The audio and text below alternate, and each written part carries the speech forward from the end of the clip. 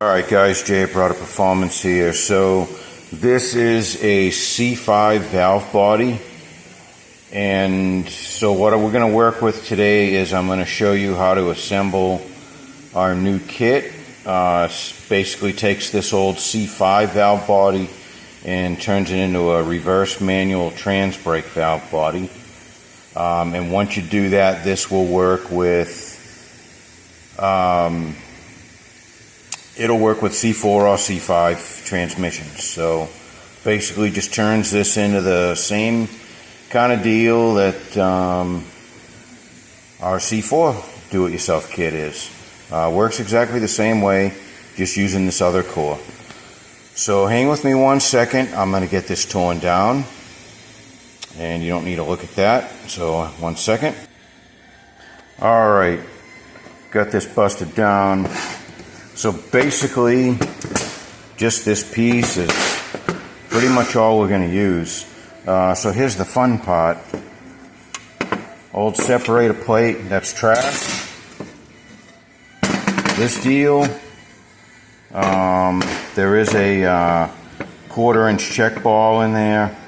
I did save that, but throw that away. And then this guy here with his plate, don't need it. Throw it out. That's the liberating part of the deal. All that goofy C5 stuff we can just toss. Alright, what I'm going to do, and I don't necessarily suggest that you guys do this, but I'm going to go ahead and completely tear this down. Take all the valves out and everything. If you're not familiar with these, I don't suggest you do that. Well, I do suggest you do that, but you need to take the time and lay everything out so that you know what valve went where, what spring goes in what pocket, all that stuff. I don't need to do that because I've done a million of these, but please lay it out. Don't mix your parts up. That's very important. That's your responsibility. If you go ahead and spill this thing and don't know how it gets back together, well, that's on you. I don't even want to hear about it. So, but we'll show you how to put it back together. So even if you do that, you'll probably be all right. But again, I'm going to stress to you, lay stuff out when you're not familiar with it. Okay? So give me 1 second again. I'm going to go ahead and tear this down. All right, here we are, disassembled. So you can see I laid everything out. You know, you can buy these plastic trays and things that they sell to lay out valve bodies or whatever, but this is just a simple poor man's way of doing it. Just lay it out on an old cloth or something. It works. Don't have to get fancy about it. In full disclosure, the pressure regulator valve here, if you look, is pretty rusty. I had trouble getting that out. I had to use a little heat on it. But I'll clean it up with some emery paper, and that'll be okay. You know, this stuff is old, and you're going to run into this. So don't let it discourage you. That's going to be fine. We'll clean that up. A couple other valves are a little sticky. You know, this one was a little sticky. So was this one. You can see a little bit of crap on it, but no big deal. Just clean up with some emery cloth or whatever. If you're wondering what grit, just, I don't know, you know, 400, 320, 220. Probably don't go coarser than 220. Don't need to go finer than 400. Don't make a federal case out of it. These valves are heat treated, and you're not really going to be able to scratch them too badly. So don't worry about that. So what I kind of do here, I mean, I don't do it anymore on ones I'm familiar with, but you can see the small cover plate, and I put the valves that were under that cover plate together. This is our pressure regulator assembly. So if we look here, this is our pressure regulator assembly. That's what it looks like on the valve body. And then the small plate was here, and those two valves went in these pockets. And then here we have the two shift valves with the bigger cover plate, and that went here on the valve body, and they go in these two pockets. So what's going to matter, like for example, you know, if these are kind of cruddy or whatever, you know, clean the dirt up or whatever, but I don't care. These don't have to stroke anymore. This one's going to get blocked. This one just, it needs to be there, but it doesn't do anything anymore. So if it's kind of sticky and hanging up in the bore, don't care. It doesn't have to do anything anymore. Now, these two valves, these have to work freely up and down.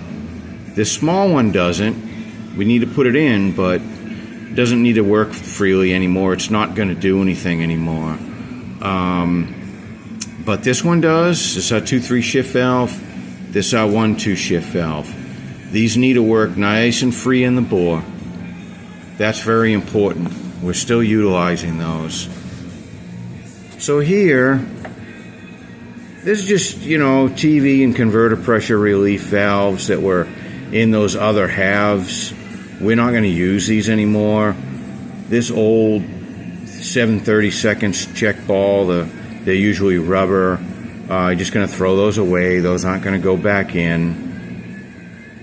This here, this valve went in this position here next to the pressure regulator. That does not need to be in there anymore. I don't care if you leave it in or remove it. It really won't make any difference at all. So if it's stuck in there or you're just lazy, just leave it in. If you're going to take it apart, you don't need to put it back in. You can if you want to. Again, it doesn't matter. Same thing with this valve here. Can take it out, leave it in, makes no difference. That one goes in this pocket here. Okay, so not going to use that anymore. All right, now here's what we got to do. So I'm going to use a marker. This is how I do it. I'm going to mark the areas that I need to mill. Now, I'm going to use a milling machine to cut these notches because I have a milling machine. And I've stressed this before. I don't care how you cut these notches. You just got a Dremel tool or whatever. They don't have to look neat and clean. They just have to allow the fluid to bypass.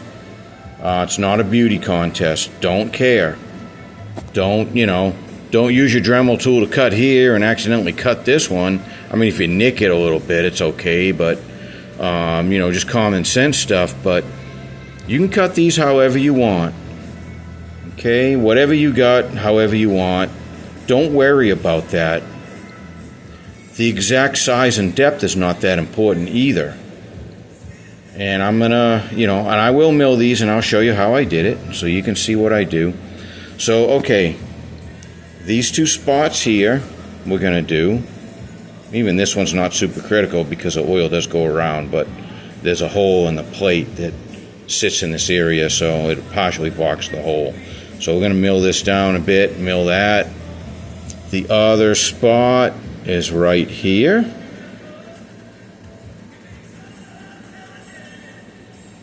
Okay, we're going to mill a little spot there, and I believe that is it.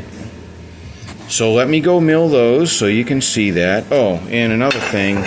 So here's a weird thing.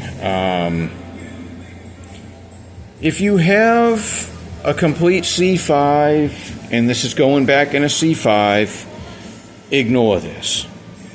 If you're going to be putting this in a C4 case, C4 linkage, for some weird reason, they changed the linkage arm so that two things you got to watch out for if you're putting the C5 valve body in a C4. The linkage tends to hit here, and the screw, there's normally a screw that goes there. And I'm going to provide a flathead screw that sits a little closer. I apologize, I don't have that screw here with me today, but what I'm going to do is I'm going to mill this. I don't know what this customer is doing. I don't know if they have a C4 or C5, so I'm going to mill this. I usually mill this down, but to make it easier for you guys, I'm just going to give you a little flathead screw that'll go there, and you won't have to worry. It oddly sometimes will hit this screw, the linkage, the C4 linkage will. Again, if you're putting this in a C5 transmission, you don't have to worry about these two little steps. But okay, so that's the other thing I'm going to do. Alright, so let me go and mill this stuff, and then I'll be back, and then I'll show you the holes you got to drill. Alright guys, I'm back, and I apologize. You got to mill here, or anywhere along this area right here. I apologize, previously I did not mark that. I forgot, so make sure you do that. That's very important. And then I milled these two. Go roughly 1/8 of an inch deep, something like that. It's not, again, this is not super critical. Milled a notch there, just so the oil can go from this passage into here. That's it, pretty simple. And then I cut this little gusset just to make sure it doesn't interfere with the linkage. Again, because I don't have the flathead screw with me today, and I apologize for that, but I milled this. You don't have to mill this, so this step will be eliminated. I just want to tell you why I did it. So, all right. Now what we got to do, we got some holes to drill.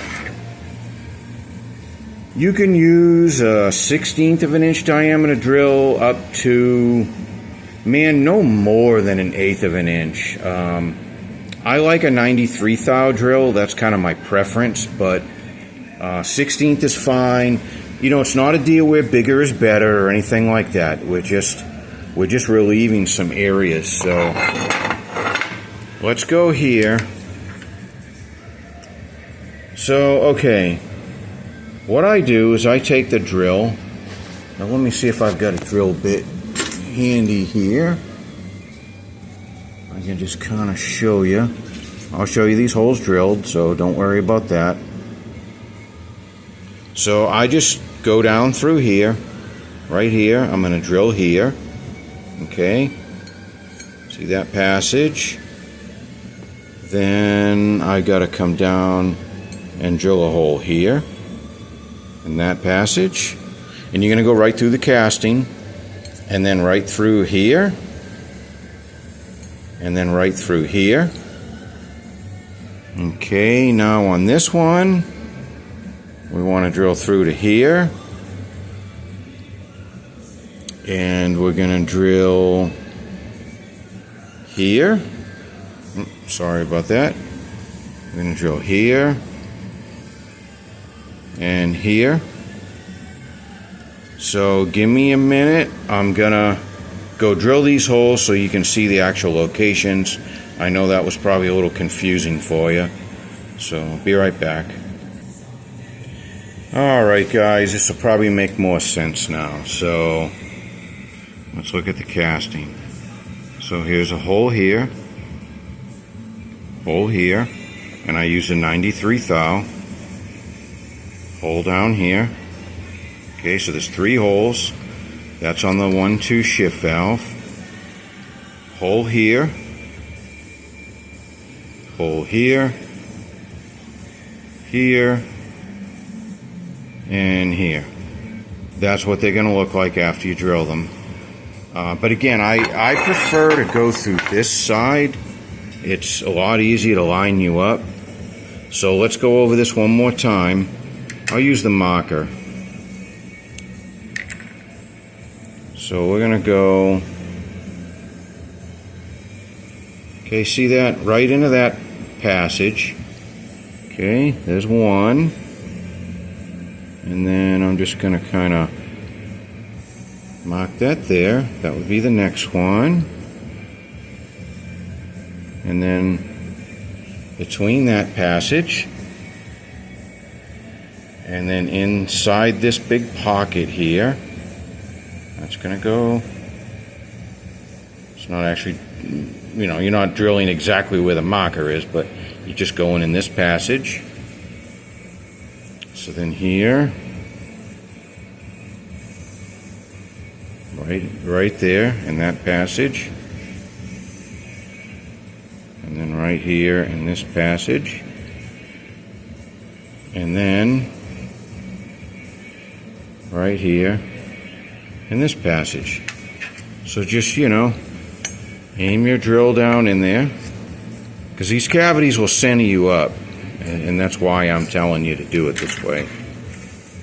All right, so hopefully that's not confusing. Let's start assembling. So let me give me 1 second. I'm going to set up for that. Alright, so got a new pressure regulator spring. We got the small check ball steel, and then we got the larger steel check ball, and then the plastic. These can be different colors, but the 1/4 inch check ball. Alright, and then we have a 1/4 inch steel check ball that we saved from the valve body itself. That came with your valve body, hopefully. All right. So I guess, let's start with this guy. Let's start with this valve assembly. So what's going to happen, the small check ball, that's going to go inside that spring like that. Okay, and this valve, it goes into this bore here. Okay. Now all that check ball is doing, it's just keeping that valve from stroking. So I need both my hands here. I probably should have got the stand for this, but so that spring's going to sit in here with the ball inside it, and then I'm going to slide the valve in, and then it's got this plug at the top, and then it's got a pin. So I'm going to go ahead and assemble that. Alright, here we are. So spring, the little check balls down here at the bottom, slid the valve in, plug, and then it gets held by that pin. And you don't need to whale that pin in. I leave a little sticking up. Yours might have already been whaled in, and to keep it tight you might have to push it in further than that, but whatever, that's not going to come out, so don't worry about that. Alright, now here's a little move I'm going to do here. It's a little goofy, but the spring on your downshift valve, okay, which came out of this pocket here, I'm going to take that spring and I'm going to swap it. Apologize, my hand in the way. I'm going to swap it for the spring that was previously on the 1-2 shift valve. So I'm just going to put that here, and then I'm going to put this spring here. And the reason I did this spring has more tension, and I want a little more tension on this 1-2 valve. Okay? Don't really care about tension on this valve anymore. It needs to be in there, but it no longer functions. So I'll go ahead and put that valve in. That valve goes in again with the replaced spring, and then this little clip here will go into this pocket to hold it in place.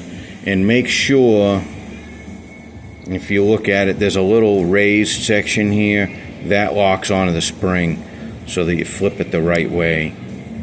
So let me go ahead and install that. Okay, it's in there, and you can see the clip installed, and then I just typically, you know, just push the plunger in and out. It's not real critical, but I just make sure that the spring is sitting, and if the spring's sitting in the pocket properly, you'll be able to push this in and out. Okay, no big deal. Next deal is this one here.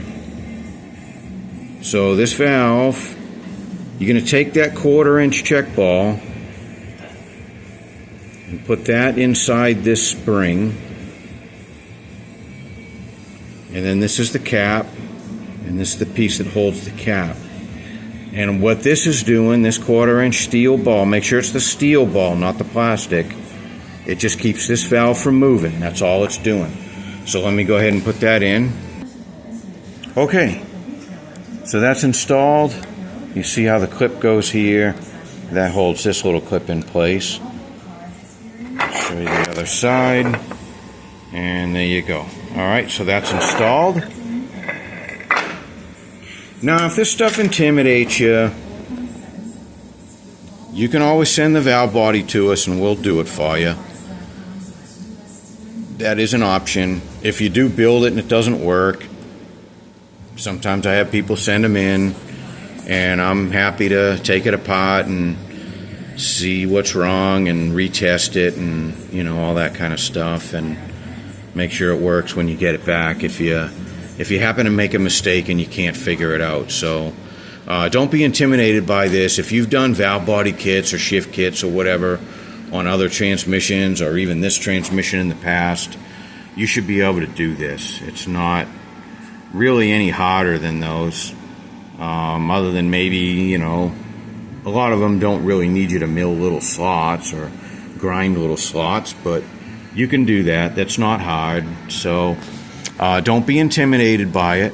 But again, if at any point you're like, all right, yeah, I've watched some of this video, I'm done, I'm not doing it, well, send us the core if you want, and we'll do it for you. We will be having all brand new. I got the forward pattern coming out pretty soon here, and if that's not out already by the time you watch this video, so that's going to be all brand new. No kits or anything on that. No cores, just all new stuff. I'm going to do that for the reverse pattern at some point as well. So. And we're only going to be able to find these C5 cores for so much longer. So if you're one of these rip-off shops and want to copy this kit and try to have them made offshore real cheap, and yeah, good luck to you. You're not going to sell many of them because there's not a lot of cores left. So word of the wise there. So you can hold off on stealing this design from me. I'm gonna do you a favor and tell you not to waste your time and money. But for the people that have these and appreciate a made in USA product and want to buy it from the person that invented it, I've got it. So you're at the right place. Alright, so let's do the shift valves next. Again, we want to make sure, and we're basically just putting these back in stock, except we did swap this spring to give us a little bit more tension. But these are basically just going back in stock, and we want to make sure they move up and down nice and free in the bore. If they're hanging up or whatever, or sticking, you're going to need to address that. So, okay, let me do that. We'll be back again. Okay, got the shift valves installed. There's the cover. And full disclosure here, I kind of got ahead of myself, and I went back and I lapped this surface to make sure it's flat. A lot of you guys probably don't have the ability to do that. You know, it's probably okay. Just, you know, watch for any burrs or anything like that you can kind of hit with a file or something. And, you know, not everybody's got a lapping table, but that's okay. You know, it's probably going to be just fine. So, yeah, I just went back and did that. I realized I was getting ahead of myself, so went and re-cleaned everything. Alright, so next up, this valve here, just going to go back in stock. I don't even care if the spring's on it or not. I'm going to just go ahead and put the spring back, but it doesn't really matter, but the valve does have to be in there. This valve here, what you're going to do there, your 732nd check ball, the medium steel ball, That's going to go inside this spring, and basically that's just going to keep that valve from stroking. Now, if when you go to put this together, make sure this valve is not sticking up above the surface here, above this surface right here. Make sure. If it is sticking up, what you can do on this valve here, I just grind a little bit off the end of this until this is sitting just below the surface. We don't want that protruding. This spring here on the top, you can put it back in if you want to, but you really don't need to. It serves no purpose. I'm gonna throw it away. I'll put it with the other stuff that I'm gonna get rid of. So you don't need to put that spring back if you don't want to. And I've got a little cleanup on these valves to do as well. I'll hit those with some emery paper. And again, these valves don't stroke anymore, so it doesn't really matter if they stick in the bore or not. Just get them in there and just get them together correctly. Okay. All right, let me do that. All right, got those in. I did have to grind a little on that valve to sit below this surface like I was telling you, so just letting you know there. And if you kind of look in here, I don't know if you can see. You see there's a little bit of movement in it, but it won't go any further than that because that steel check ball stops it. So that's what we want. So if we have a little bit of movement, we know that we're not sitting above the surface and the plate's sitting nice and flat like it should be.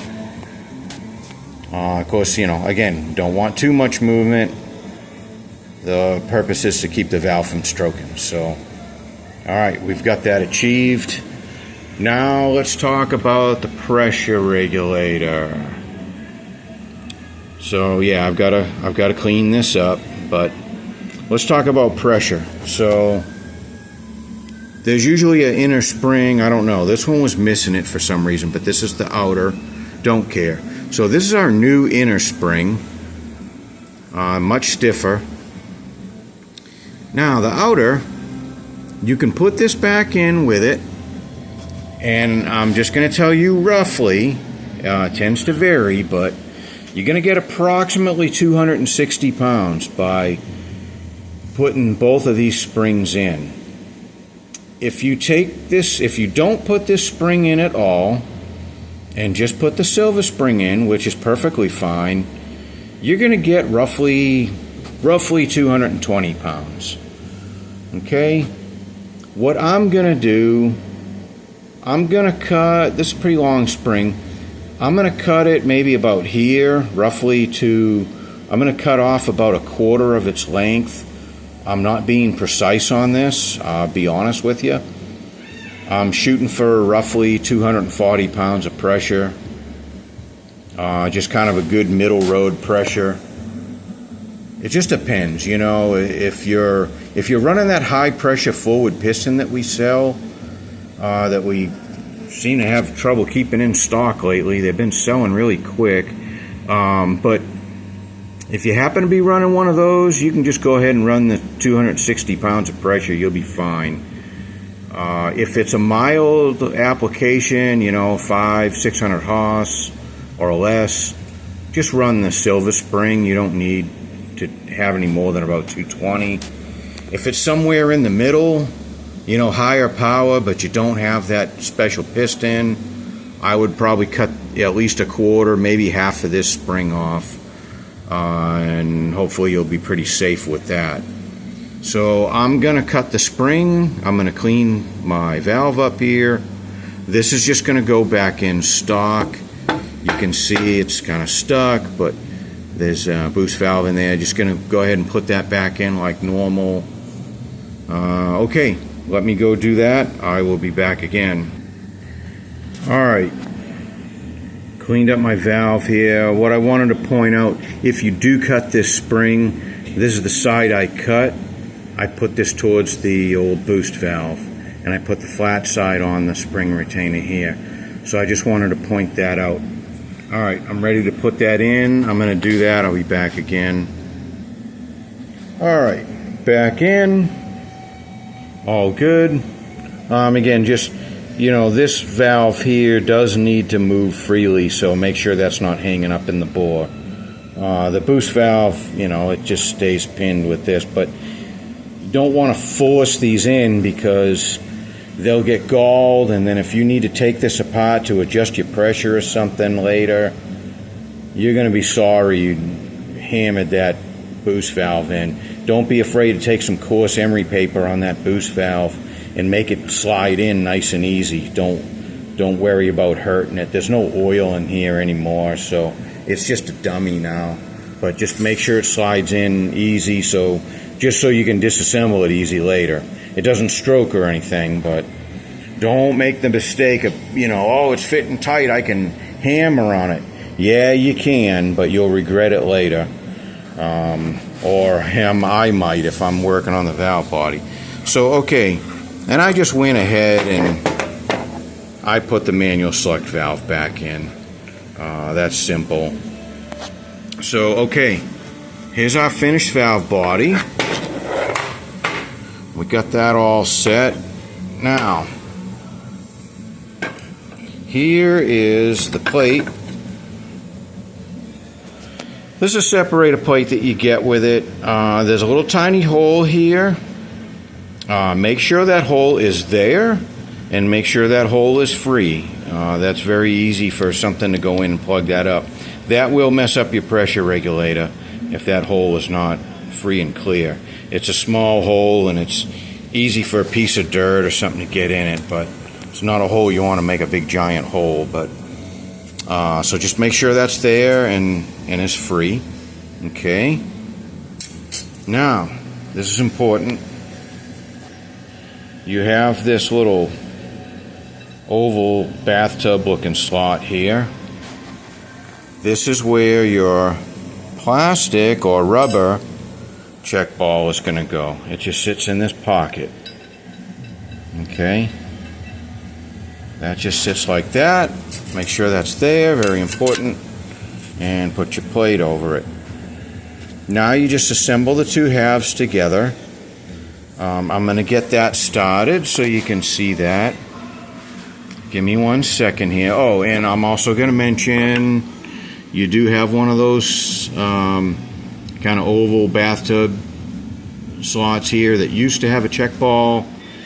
You don't need to put a check ball in there anymore. I don't think it would do anything if you put one in there, but you don't need to, so don't worry about that. No check balls or anything. Nothing else is happening here. That's done. So all we're gonna do, this is just gonna sit on here and start bolting together. I will be back in a second. Alright, I haven't tightened the bolts yet, but I went and reused these fasteners that were on the original valve body. Put your detent spring back on, very important. Now, your filter, you're going to use just a normal C4 filter now. And we give you these little button head screws, because the old filter, well, these weren't filter screws, but you have these really long screws that were with the kit. You're not going to use any of these. All these don't need anymore. This one doesn't get used. This one is junk, and that's junk. These are the valves we're no longer using. So these will come with the kit. These are your new filter screws. So get yourself a C4 filter. And I don't provide the filter because there's different ones, so you just don't know what somebody's going to need, so no point in. Usually if you're buying an aftermarket pan or something, they're going to come with a filter anyways, or maybe a rebuild kit you bought or whatever it is. So that's that. Here's the other side, just to take another look. And there you go. that's it. I hope that makes sense. I'm going to give some clearance recommendations and things, but essentially clearances are just going to be, you know, your clutch clearance and band adjustments and things are just basically stock works, you know.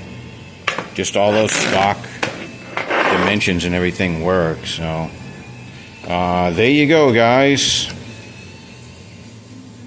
So there's a C5 valve body converted into a Transbrake reverse pattern.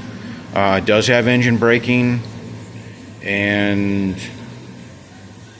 you're also in this kit are going to get the solenoid and the valve and spring. And I'm going to do a video on that, installing those solenoids and things, and just some year model changes. And this is for 70 and up. Any 70 and up C4, it's not going to work in a 60 C4. A lot of people have been asking me about that lately. I don't really think that's a good idea to put a Transbrake on those earlier models, but I'm going to look into seeing what we can do about making these fit that. I'll see how hard that is. I don't know. Well, I'll consider it for all three people that probably want that, but you really, you know, a performance unit with a Transbrake, you really should be looking at a 70 and up unit anyway. So, but okay, guys, don't throw those C5 coolers away. They can be used for something like this. And again, it fits C4 and C5 once you're done. And that's all. Thanks for watching. Thanks for supporting these products. And please support small business. Support American businesses if you're an American. If you live in another country, well, then you want to support your own country. But we certainly don't mind you supporting American companies. If you're from another country, we appreciate that. Really appreciate the Australian customers and United Kingdom and New Zealand and Finland and Sweden and all those cool guys that buy some of these things and actually run these old American cars over there in their country. We do appreciate you guys. But okay, thanks for watching, and thanks for purchasing this product if you have, or we appreciate the consideration even if you haven't purchased it. Thanks, guys.